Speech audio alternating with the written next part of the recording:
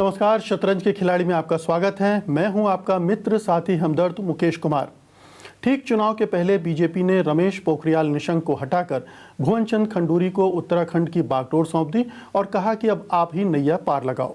खंडूरी साहब इस काम में जुट भी गए हैं और 5 साल के नुकसान को 25 हफ्तों में पूरा कर देना चाहते हैं, यानी मोहरे फटाफट चलकर कांग्रेस को मात देने की तैयारी कर रहे हैं। खंडूरी साहब आज शतरंज के खिलाड़ी में हमारे मेहमान हैं, तो आइए उनसे बात करते हैं उनकी राजनीति के बारे में, उनकी रणनीति और चालों के बारे में। शतरंज के खिलाड़ी में आपका स्वागत है। खंडूरी साहब, आप जनरल हैं और आपका काम है लड़ाई लड़ना। आपको एक और लड़ाई के मैदान में उतार दिया गया है, लेकिन ये कहा जा रहा है कि आपको हारी बाजी जीतने के लिए मैदान में उतारा गया। ये तो जिन्होंने निर्णय लिया वो जानेंगे। मेरा काम, जैसे आपने कहा, मैं सिपाही हूँ। जो मुझे हुक्म मिलते हैं उनका पालन करता हूँ, अपनी योग्यता के अनुसार कोशिश करता हूँ, और बाकी प्रभु इच्छा है। बहुत कम समय दिया गया आपको, 6 महीने में सब कुछ कर देना है। जो नुकसान पिछली सरकार के ज़रिए हुआ है उसकी भरपाई करनी। नहीं, पिछली सरकार के द्वारा नुकसान हुआ है ये कहना उचित नहीं है। हमने 5 साल के काम किए हैं भारतीय जनता पार्टी ने, और हम समझते हैं कि हमने 5 साल में बहुत अच्छे बड़े काम किए। कोई काम करता है उसमें कमी भी रहती है, गलतियां भी होती हैं, लेकिन भारतीय जनता पार्टी के जो 5 साल का काम है, मैं समझता हूँ वो उसी के आधार पर। जानते हैं कि अब उत्तराखंड में आपकी पार्टी की छवि बहुत ख़राब हो चुकी है, ख़ासतौर से जो निशंक साहब का कार्यकाल रहा है, और इसीलिए उन्हें हटाया भी गया। नहीं, 2 बातें हैं। पहले आपने कहा छवि खराब हो गई है, मैं इसको नहीं मानता, क्योंकि हमारे राष्ट्राध्यक्ष ने भी कहा है कि हर एक पार्टी चुनाव के समय अपनी रणनीति बनाती है, उसके आधार पर ये परिवर्तन किया गया है। जहाँ तक आपने, लेकिन ये कैफियत तो अपने निर्णय को छिपाने या नहीं, ऐसा है, उसको चुनाव ढकने के लिए किया जाता है ना। चुनाव के समय में हमारे देश में एक सिस्टम बन गया है। चुनाव के समय आरोप प्रत्यारोप बहुत लगते हैं, चुनाव के बाद तो सब भूले जाते हैं। हमारे राष्ट्राध्यक्ष जी ने एक विचार करके, क्या सभी पार्टियाँ अपनी अपनी रणनीति बनाती हैं, तो उस आधार पर ये काम किया गया है। और मुझे जिम्मेवारी दी गई। सरकार पर आरोप लगा रहे थे, आप बोल रहे थे सरकार की दशा दिशा ठीक नहीं है, इसे दुरुस्त करना पड़ेगा, खुलकर आप मैदान में उतरे थे। आप मेरे संदर्भ को गलत समय, मैंने जब कहा, जब मैं मुख्यमंत्री था तब भी मैं शब्द कहता था, और मैंने जो कहा दशा अदशा जो 10 साल में हम पहुँचे हैं वो ठीक नहीं है। मैंने अपनी पार्टी के, मैंने अपने काम को कहा है कि मैं भी 2 साल 3 महीने रहता हूँ, बराबर कहता हूँ, मैं हमेशा कहता हूँ। और जिस प्रकार से हमको जाना चाहिए था हम नहीं जा पाए, और उसको ठीक करने की ज़रूरत है। तो इसमें किसी व्यक्ति विशेष को दोष नहीं दे रहा हूँ। और मैंने आपको कहा 5 साल कांग्रेस ने राज किया, 2012 तक हम भी 5 साल राज करेंगे। हम अपने काम के आधार पर जनता के पास जाएंगे। नहीं, लेकिन इतने कम समय में कैसे आप इतना काम कर देंगे कि जनता को लगेगा नहीं अब सब ठीक हो गया। नहीं मुकेश जी, मैं समझता हूँ समय कम है, लेकिन काम अब हम 6 महीने में क्या करेंगे वो महत्वपूर्ण नहीं है। महत्वपूर्ण ये है कि मतदाता किस पार्टी को, किस व्यक्ति को ये समझता है कि अभी समय हो न हो, लेकिन पहले जो उन्होंने काम किया है और भविष्य में जो 5 साल काम करेंगे, इस पार्टी को और इस व्यक्ति को, इस संगठन को हमने सत्ता में बिठाना है ताकि उत्तराखंड का भविष्य हो। इस आधार पर मैं समझता हूँ हम लोग बहुत आगे हैं। लोग तो ये कह रहे हैं खंडूरी साहब कि आपको आखिरी में बैटिंग के लिए उतारा गया है, 4-5 ओवर बाकी हैं और आपसे उम्मीद की जा रही है कि आप मैच जिता देंगे। ऐसा है, देखिए ये तो आप उसका खेल विशेष संदर्भ दे रहे हैं। मैं समझता हूँ कि जिन लोगों ने निर्णय लिया उन्होंने सब बातों को देखा होगा, राजनीतिक परिप्रेक्ष्य में देखा होगा, अपनी रणनीति बनाई होगी। जहाँ तक मेरा अपना शक्ति का सवाल है, तो मैं समझता हूँ कि मैंने जैसे आपसे कहा समय महत्वपूर्ण है, लेकिन समय निर्णायक नहीं है। निर्णायक ये है कि लोग समझते हैं कि कौन व्यक्ति, कौन पार्टी अपनी पृष्ठभूमि के अनुसार, अपने आज़ादी से अब तक के अनुसार भारतीय जनता पार्टी ने किया है। भारतीय जनता पार्टी ने उत्तराखंड राज्य बनाया है। भारतीय जनता पार्टी के प्रधानमंत्री अटल बिहारी वाजपेयी ने हमको 10 साल का औद्योगिक पैकेज दिया, जो इस साल ने उसको घटा के कम कर दिया। लेकिन इस साल जो वोट होगा वो इन आधार पर नहीं होगा। इस साल जो वोट होगा वो आपकी पिछले 5 साल की सरकार की उपलब्धियों के आधार पर होगा, और अभी जो लोगों में राय दिख रही है वो निशंक सरकार के भ्रष्टाचार की वजह से बहुत ही विपरीत है। ये मैं नहीं इस बात को मानता हूँ। मैंने आपसे कहा ना, हमारे 5 साल का काम में हम कांग्रेस से तुलना करेंगे, वही मुख्य पार्टी है, और अपने से तुलना करेंगे। बताएं ना हमने क्या गलती किया, उन्होंने क्या गलती की है। हम उनके काम बताएंगे, उन्होंने अच्छे काम क्या किए, हमने क्या किए, और जनता पर निर्णय करने दीजिए। मैं बार बार ये कर रहा हूँ, हमारे 5 साल कार्यक्रम और भारतीय जनता पार्टी का राष्ट्रीय स्तर पर अभी सौभाग्यशाली है देश कि उन्होंने सब पार्टियों को राज देख लिया। कांग्रेस का राज 64 साल में से 54 साल देख लिया। हमारा और उनके पास कभी कभी तो 3/4 बहुमत था स्वर्गीय राजीव गांधी के पास। खंडूरी साहब, आप निशंक के शासनकाल की बात नहीं करना चाहते हैं? मैं आपसे नहीं, मैं आपसे मुकेश जी, मैं आपसे अपने पार्टी के अंदर की बात करने यहाँ नहीं आया हूँ जी। पार्टी की बात मुझे करने होगी, मैं अंदर करूंगा। आपसे मैं अपनी पार्टी की चर्चा करने मैं तो सरकार की बात कर रहा हूँ, जो आपकी पार्टी के अंदर की बात नहीं है, क्योंकि ये पब्लिक की बात है, उससे जुड़ी हुई बात है। इसीलिए मैंने कहा ना, हम उन्हीं 5 साल के आधार पर लोगों के पास जाएंगे। हमसे गलतियां में तो वो समझेंगे, हमने अच्छे काम किए थे वो समझेंगे। 5 साल में मुकेश जी हमने इतने अच्छे काम किए हैं कि सरकारें कितने सालों में उसको नहीं कर सकती, और इसके आधार पर हम जाएंगे। और जैसे मैंने कहा संदर्भवश अटल जी की बीजेपी की सरकार किस प्रकार देश में राज्य करती है।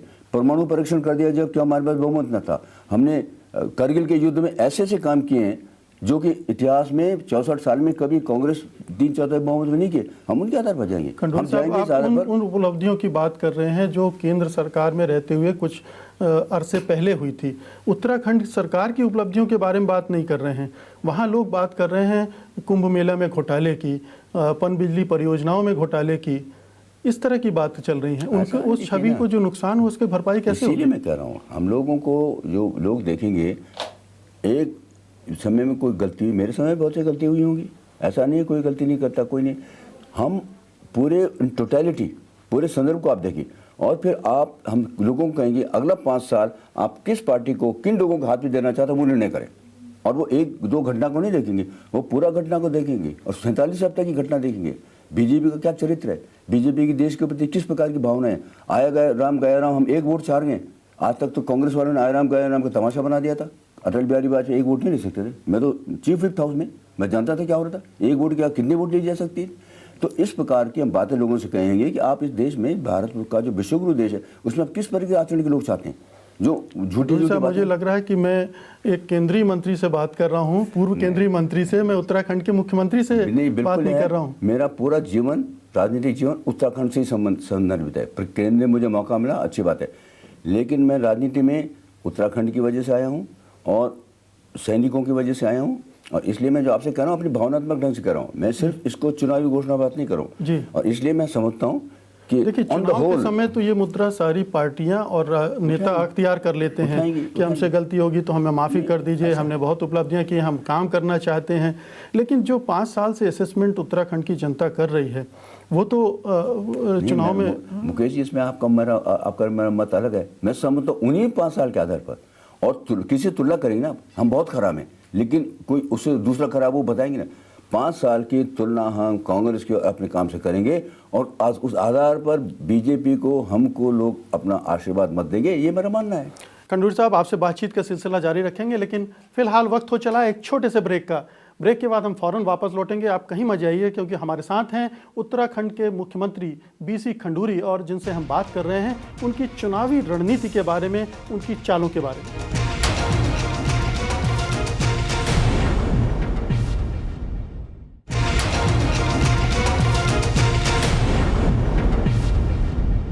ब्रेक के बाद आपका एक बार फिर से स्वागत है। आप देख रहे हैं शतरंज के खिलाड़ी, और शतरंज के खिलाड़ी में आज हमारे मेहमान हैं उत्तराखंड के मुख्यमंत्री BC खंडूरी, जिनसे हम बात कर रहे हैं चुनाव में उनकी रणनीति के बारे में।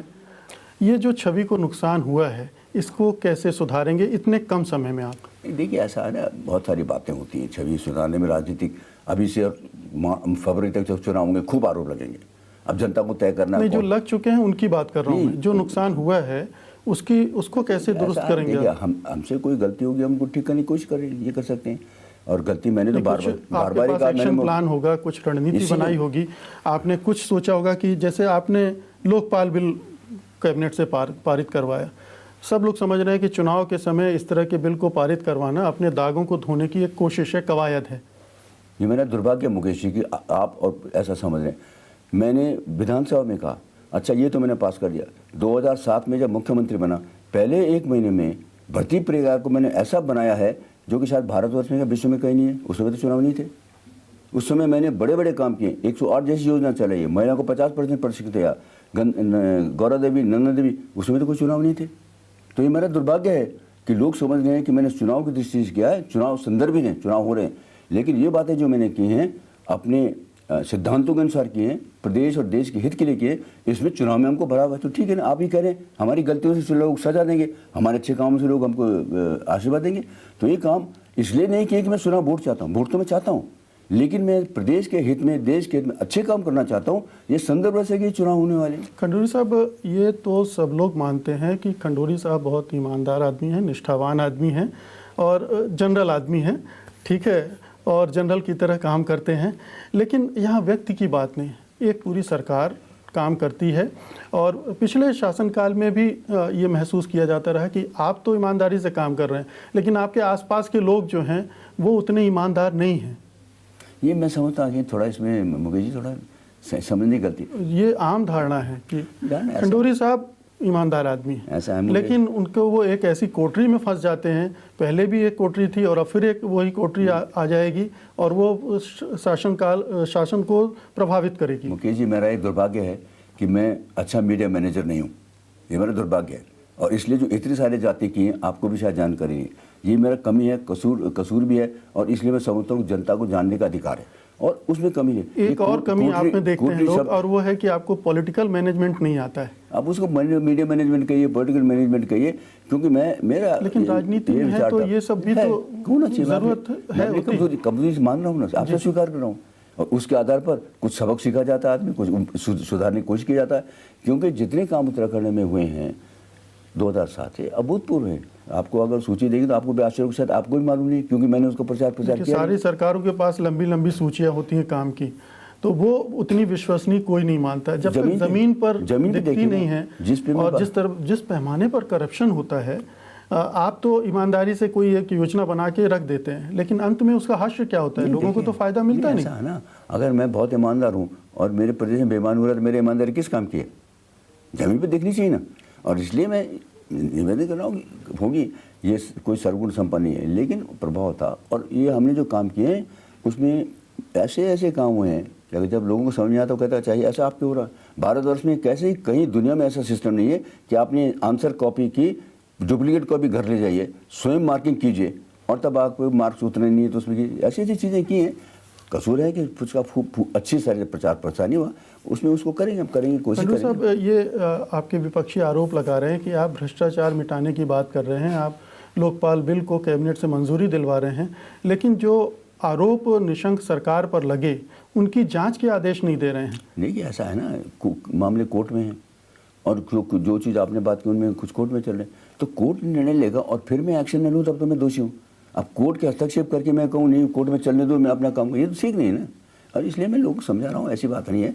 और हमने अभी तो जन लोकपाल बात किया, तो कोई भी शिकायत कर सकता है ना, मुझे छोड़ दीजिए, आम आदमी शिकायत कर सकता है, तो उनके पास तथ्य तो जाए ना, उनको हमारे पास जाए, हमें कोई एतराज़ नहीं है। लेकिन जो कोर्ट में केस चल रहे हैं वो ठीक नहीं है। कोर्ट के हमको आदेश मिलेंगे, हम उनका पालन नहीं करेंगे, विलंब करेंगे तो हम दोषी हैं। आप अपनी तरफ से कोई पहल नहीं करेंगे?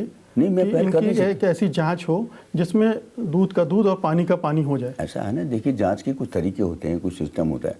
और अभी तो हमने जन लोकपाल इसलिए पास कर दिया, कोई भी जाके शिकायत कर सकता है, करें ना, अगर लोग शिकायत करते करें, हमको कोई एतराज़ नहीं। और उस पर मैं उसके अंदर मेरा अधिकार भी नहीं कि मैं उसको रोकूँ।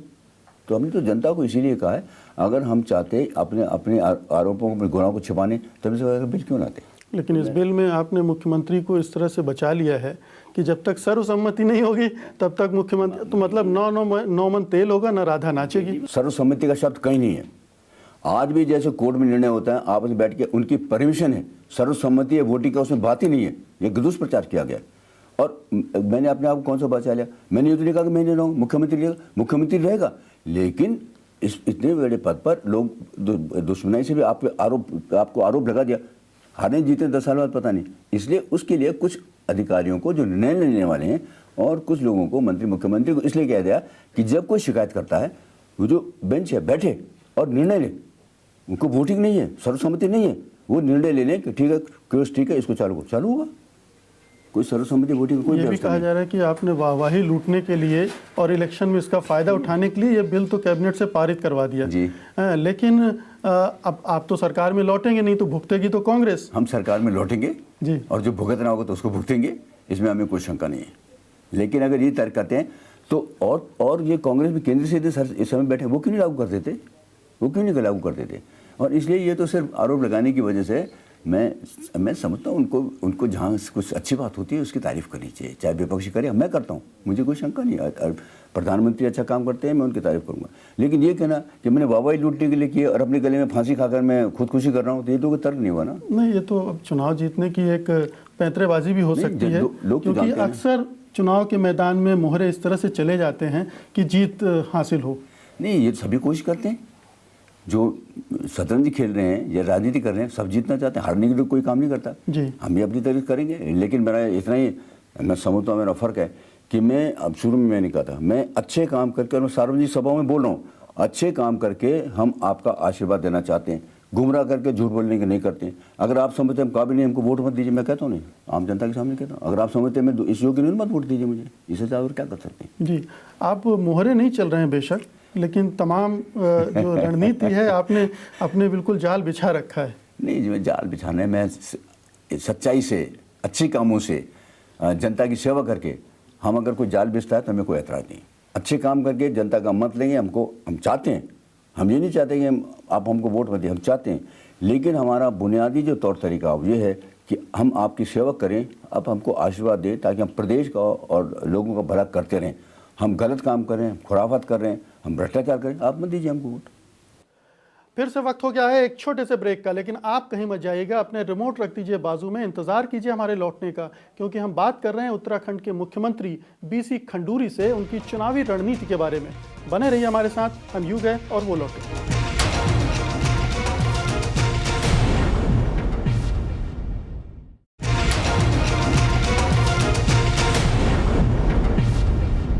ब्रेक के बाद आपका एक बार फिर से स्वागत है। आप देख रहे हैं शतरंज के खिलाड़ी, और शतरंज के खिलाड़ी में आज हमारे साथ मौजूद हैं शतरंज के एक बड़े खिलाड़ी, उत्तराखंड के मुख्यमंत्री बीसी खंडूरी, जिनसे हम बात कर रहे हैं उनकी चुनावी चालों के बारे में। आपने कहा कि आपने पिछले अनुभव से कुछ सीखा है, क्या सीखा है आपने? कुछ अनुभव ऐसे हैं, जैसे आपने कहा, मेरा प्रचार प्रसार का जो तंत्र है, मैंने कभी उसके ऊपर चिंता नहीं की, बात नहीं की। अब ध्यान देना चाहिए उसके ऊपर, क्योंकि लोगों को अधिकार है जानने का सरकार क्या कर रही है, उसके बारे में थोड़ा सुधार किया। बहुत सरकारें जैसे मीडिया को मैनेज करती है, वैसा आप भी करने मैं मीडिया को मैनेज करने में विश्वास नहीं करता। अपनी सच्ची बातें जो हैं, सही बातें हैं, उनसे आग्रह करता हूँ, अपेक्षा करता हूँ कि उनको जो सामान रखना चाहिए, और मीडिया के माध्यम से हम दोषी, हमें एक तरीका होता है उसको बात को प्रचार प्रसार करने का, वो कमी हमें भी रही है, उसको ठीक करना चाहिए। और राजनीति को प्रबंध करने के मामले में आप क्या? मैं समझता हूँ कि राजनीति एक सीमा तक हर चीज़ का प्रबंधन करना चाहिए। हम लड़ाई में जाते हैं, दुश्मन के खिलाफ काम करते हैं, प्रबंधन होता है, व्यवस्था होती है, रणनीति बनती है। तो कोश्यारी जी के साथ आपका अभी युद्ध विराम हो गया है, संधि हो गई है, क्या है? अब ये तो खैर आप लोगों को जो शोषा छोड़ना है तो आप शोषा छोड़िए, मुझे कोई इसमें एतराज़ नहीं। आप लोग भी अपना काम करना है, कुछ हॉट न्यूज़ होनी चाहिए।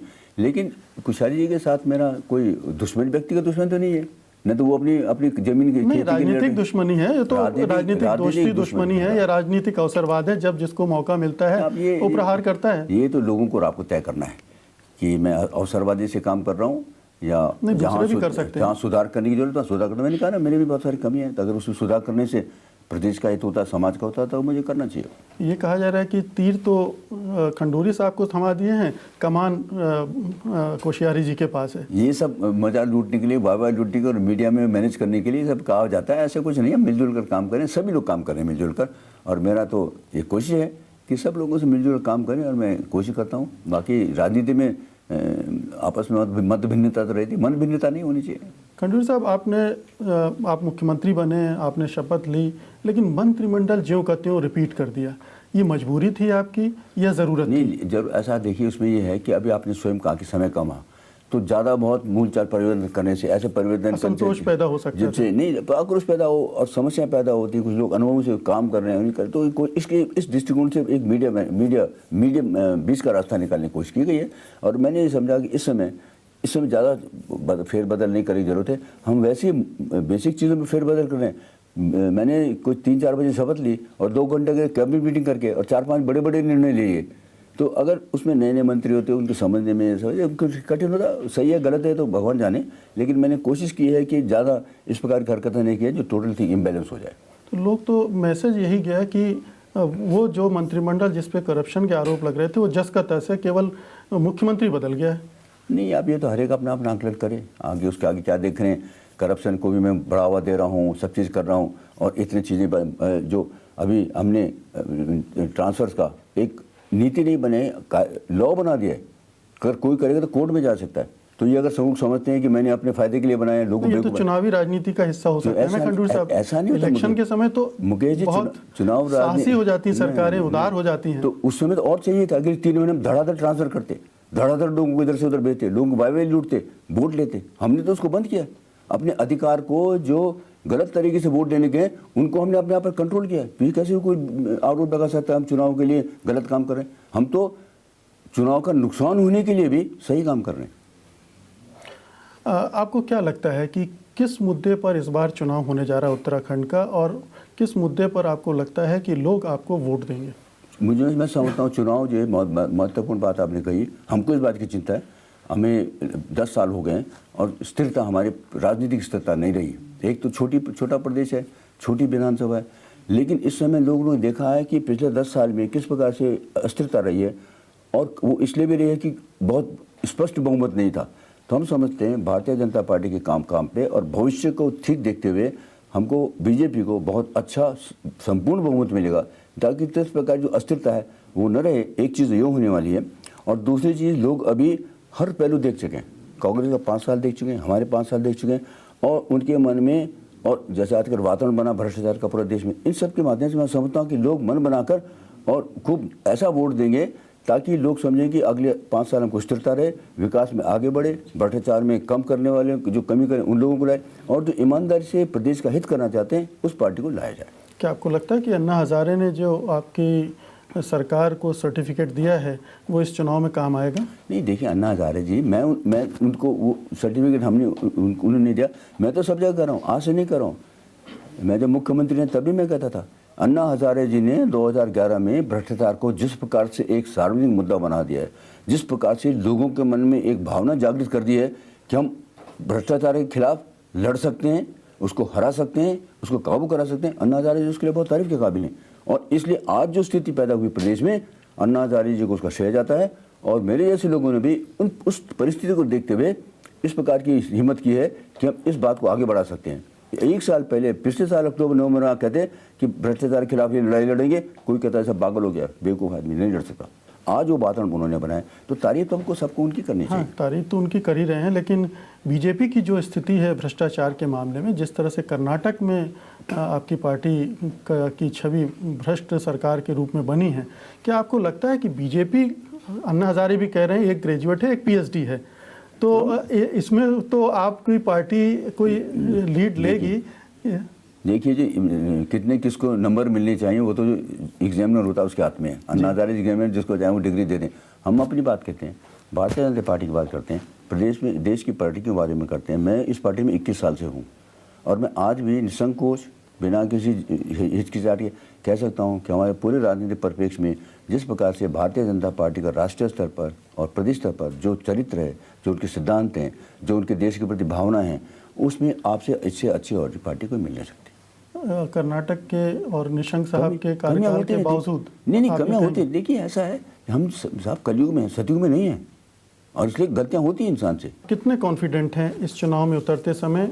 इस माहौल में कम समय मिला है आपको, उसके बावजूद? मैं समझता हूँ उत्तराखंड के लोगों को जिस प्रकार की भावना है, जिस प्रकार के उनके सिद्धांत है, जिस प्रकार का उन्हें अनुभव पिछले 10 साल में किया है, मुझे विश्वास है कि भारतीय जनता पार्टी को बहुत अच्छा संपूर्ण बहुमत इस चुनाव में मिलेगा 2012 में। बहुत बहुत शुक्रिया खंडूरी साहब, आपने वक्त निकाला हमारे कार्यक्रम के लिए, धन्यवाद आपका।